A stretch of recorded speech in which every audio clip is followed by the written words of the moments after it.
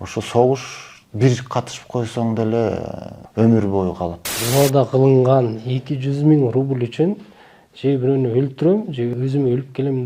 Чоң дүйнөлүк бокко катышкан менен ушу сыймыктануу болобу же болбойбу? 500 000 киши жоготуу аябай чоң трагедия да. Көтөрүлсө ушу улуттук азчылыктар көтөрүлөт деп ойлоп атам да. Кыргыздар дайым эле ушинтип бөтөн кишилердин чоочун согуштарга катышып жүргөнүбүз кандай бул? Саламатсыздарбы, урматтуу көрүүчүлөр?